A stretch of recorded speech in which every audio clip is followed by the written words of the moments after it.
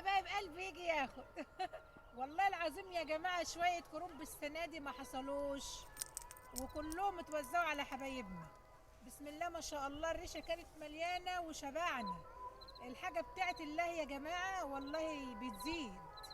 كل ما تطلعي كل الحاجه ما تزيد، كل ما تطلعي كل الحاجه ما تزيد.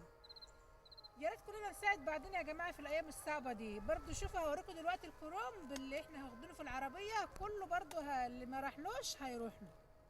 واي حد يا حبايبي عايز كرنب يجي ياخد.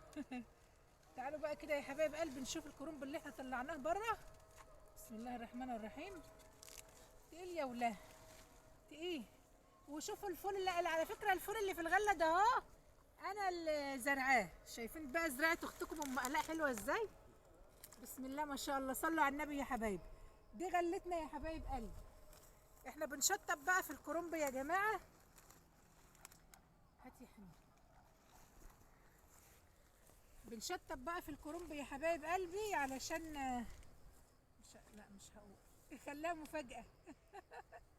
هما أكتر حبايبي عارفين، يعني في مفاجأة حلوة إن شاء الله هقولها لكم بإذن الله، بس شوية كده. الكرنب تقيل عليا بس يلا مش مشكلة.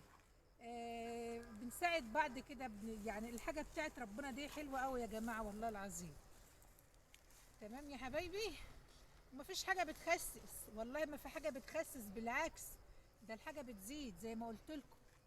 كل سنة وانتوا طيبين، كل سنة وانتوا سعداء، كل سنة كده وانتوا فرحانين بأولادكم يا رب، ويكفيكوا شر أصحاب السوء ويكفيكوا شر أولاد الحرام.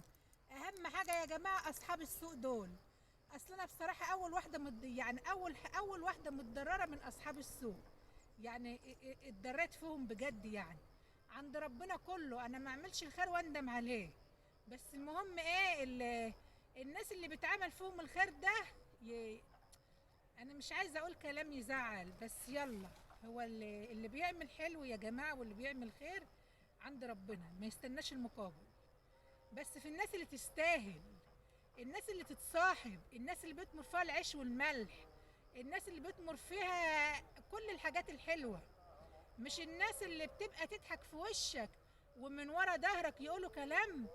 لا، الناس دي ربنا يكفينا شرهم، وربنا يبعدهم عننا ويبعدنا عنهم يا رب، ولا عادوا يدخلوا حياتنا ابدا ابدا ابدا.